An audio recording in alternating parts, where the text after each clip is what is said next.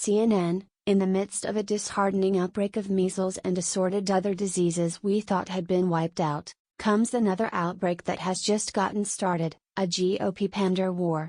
And those parents who have apparently decided it is in their children's interests to forego vaccines are now smack in the middle of it, and with good reason. Outbreaks of the measles and whooping cough are back, endangering the youngest populations everywhere. But somehow a clear issue of public health has morphed into a political debate over liberty, personal freedom and individual choice.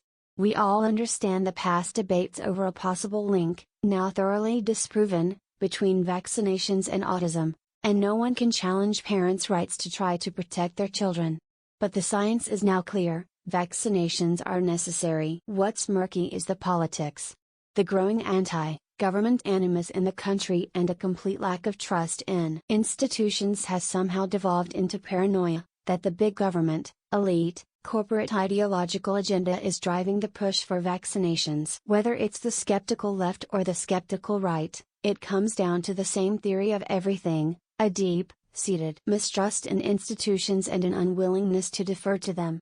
So maybe it should come as no surprise that Libertarian Senator Rand Paul, while pointing out Hess not anti-vaccine, called it a personal decision. Or that New Jersey Governor Christie, looking to burnish his conservative credentials, allowed that parents need to have some measure of choice about vaccinating their kids. Although he later tried to soften that statement by adding Terry's no question kids should be vaccinated against measles. Is this the same Christie who, going against the advice of experts, required a mandatory quarantine of a woman returning from Africa who had been fighting Ebola to keep the public healthy? Hard to square that circle. In many ways, says Bill Gallston, who was domestic policy advisor to former President Bill Clinton, vaccines have become the black helicopter of medicine. People think that those in positions of institutional authority are either self-aggrandizing or possessed of some ideological mission. That's precisely why it's so difficult to lead in this country right now. And precisely why the country is in such need of real leaders, maybe even someone who comes out and says there ought to be a law. Even President Barack Obama's spokesman says the president believes it shouldn't require a law for people to exercise common sense and do the right thing. Maybe it shouldn't, but when children who visit Disneyland are getting sick, something is very wrong. Maybe that's why conservative pediatric neurosurgeon Dr. Ben Carson is for mandatory vaccines. Or why Democratic Senator Dick Durbin is rethinking a mandate, as he told CNN's Dana Bash.